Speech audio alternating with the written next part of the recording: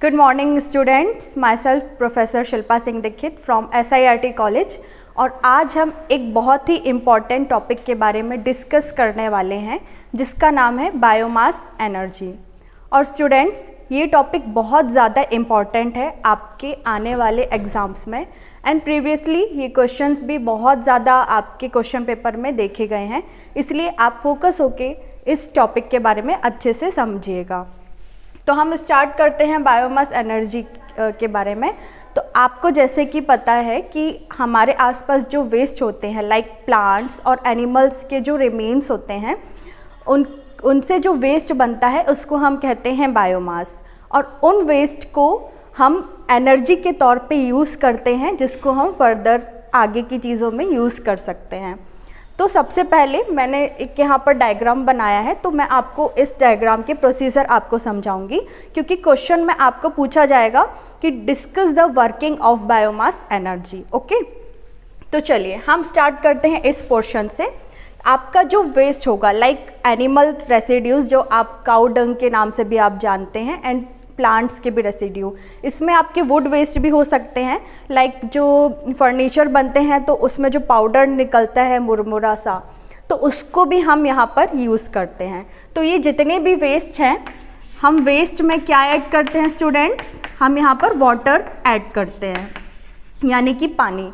अब इन दोनों को मिक्स करने के बाद जो मिक्सचर बनता है उसको हम कहते हैं स्लरी। ओके, अब स्लरी को हम क्या करते हैं, यहाँ पर एक फनल होता है, यहाँ से हम स्लरी को डालते हैं, एंड जैसे ही स्लरी हमारे डाइजेस्टर तक, इसको हम कहते हैं डाइजेस्टर, हमारे डाइजेस्टर तक पहुँचता है, एंड देन यहाँ पर एक प्रोसेस स्टार्ट होती है जिसको हम कहते हैं एनारोबिक डाइजेशन।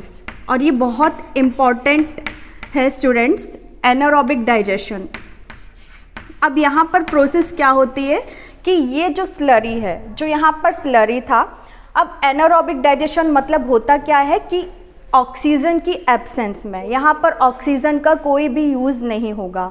जब यहाँ पर ऑक्सीजन नहीं होगा तो जो स्लरी है, स्लरी में से गैसेस ऊपर की तरफ जाएंगी, और जो गैसेस हैं ऊपर की तरफ जाएंगी तो यहाँ पर प्रेशर इकट्ठा होगा, और जो हमें गैसेस चाहिए उसके लिए गैसेस यहाँ पर हमें मिल जाएंगी। अब इन गैसेस को हमें ऊपर चैम्बर की तरफ से लेना है, तो वो हम अभी आगे पढ़ते हैं। तो स्टूडेंट्स, जो प्रेशर यहाँ पर था लाइक जो गैस टैंक है, अब जो हमें गैसेस चाहिए तो यहाँ पर हम एक चैम्बर बनाएंगे और ये गैस आउटलेट है। तो हमें जो गैसेस चाहिए जैसे कि CH4, CO2 और ये बाकी की जो गैसेस हैं इनके साथ ही बाहर निकलती है, और इसमें एक छोटा सा वॉल्व भी होता है जिससे हम ओपन और क्लोज भी कर सकते हैं।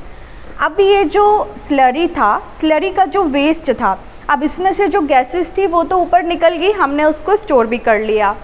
अब ये जो स्लरी का वेस्ट था, अब ये जो गैसेस है उसके प्रेशर से जो स्लरी है वो साइड से निकलती है, और निकलने के बाद बाहर इकट्ठा हो जाती है, यहाँ पर स्टोर हो जाती है।